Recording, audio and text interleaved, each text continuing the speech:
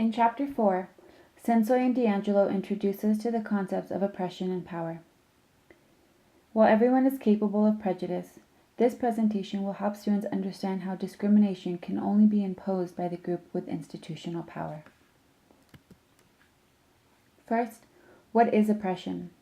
According to Sensoy and D'Angelo, oppression is a set of policies, practices, traditions, norms, definitions, and explanations, or discourses, which function to systematically exploit one social group to the benefit of another social group. While prejudice is interpersonal and individual, oppression is discrimination on a societal, institutional, and ideological level. The group that benefits from oppression is referred to as the dominant group, while the group that is harmed by oppression is referred to as a minoritized or marginalized group. So if prejudice differs from oppression due to power, what do we mean when we talk about power? What kind of power?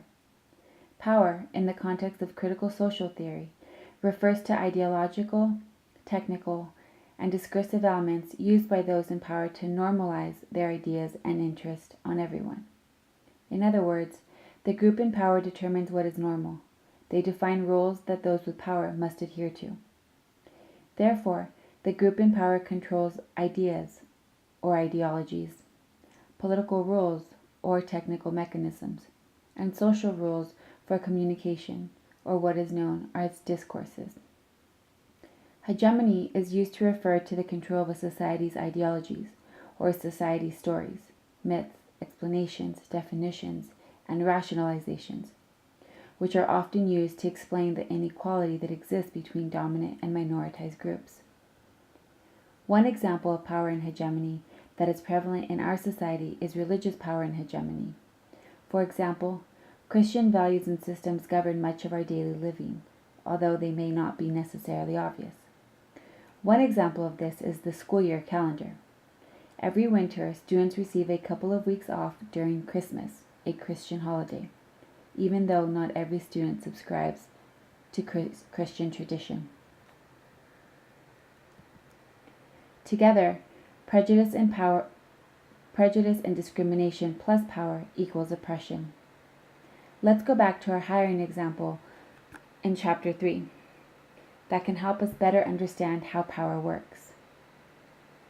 Mary was hesitant to hire the candidate because of his sexual orientation, while Liz was hesitant to hire because he is male. Who is enacting oppression? In order to understand this, we must be able to identify the power differential in these relationships. In our society, men possess more power that is backed by historical, political, and ideological beliefs in man's superiority, also known as androcentrism. Therefore, Liz does not possess the power to oppress the candidate because he is male. While she is being prejudiced, she is not enacting oppression. Mary, however, was resistant to hire based on the candidate's sexual orientation. Heterosexism refers to unfavorable, unjust, and unequal treatment of the LGBTQ community. While change is occurring, LGBTQ couples, for example, are still denied certain rights guaranteed to heterosexual couples. Thus, Mary is enacting oppression towards the candidate. There are 4 key elements of oppression that highlight the way it is normalized and accepted. That oppression is historical refers to the fact that oppression is not new. For example, racism has a long and ugly history in the United States, including slavery, Jim Crow laws, forced assimilation of Native American students in boarding schools, and forced sterilization of the cognitively disabled and women of color. These are just a few examples of historical oppression. Of course, these events are no longer tolerated or legal in the United States, but their effects are lingering. For example, although Jim Crow laws were abolished in 1954, according to the UCLA Civil Rights Project, schools are more segregated today than they were during the Civil Rights era. Another key element of oppression is that it is ideological, or perpetuated through the ideas of society. Ideologies are the big ideas shared by a society. For example, slavery was premised on the idea that blacks were inferior to whites, an ideology that was generally accepted. Science and medicine were used to support this claim, and ideas about inherent cognitive differences between races exist as an ideology that has dominated U.S. society. Books such as The Bell Curve, which identified racial differences in intelligence, and the recent controversy over the dissertation of Jason Richwine, in which he made the claim that immigrants have lower IQs than their white non-immigrant counterparts, draws attention to the ways that racist ideologies continue to perpetuate U.S. society. A third element of oppression is that it is institutional, meaning that oppression permeates our government, schools, criminal justice systems, media, medicine, etc. Each of these institutions works to uphold the dominance of some groups over others. Using our example of racial oppression, Black and Latino youth are more likely to be placed in special education classes and graduate high school at a lower rate than their white counterparts. While multiple factors affect these outcomes, that we see more men of color in prisons than we do in college highlights the institutional nature of oppression. Media is another example of institutionalized oppression, where most portrayals of communities of color are based on stereotypical attributes.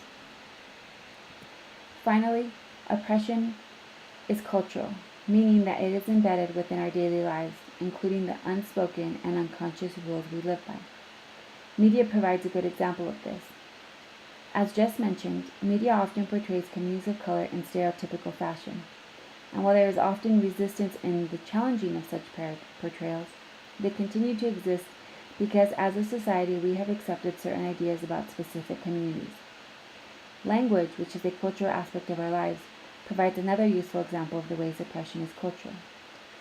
For example, think of the statement, Latino youth drop out of high school at higher rates than white students, versus the statement, Latino youth are pushed out of high school at higher rates than white students. The former phrase situates the students as the main and active agents in their school outcomes, while the latter phrase assumes various factors that contribute to the educational outcomes of students, including those that are out of their control. The way we use language highlights the way we make certain things normal. In other words, the way we embed certain ideas into our culture, and in turn how this leads to oppressive practices and policies. While Chapter 4 of Senso and D'Angelo and this presentation are meant to give you an overview of the systemic workings of oppression, including an understanding of the relationship and differences between dominant and minoritized groups, it is important to highlight the agency and active resistance against oppression. We will discuss this in more detail as the semester progresses, but for now it is important to acknowledge the struggle and contestation by minoritized groups.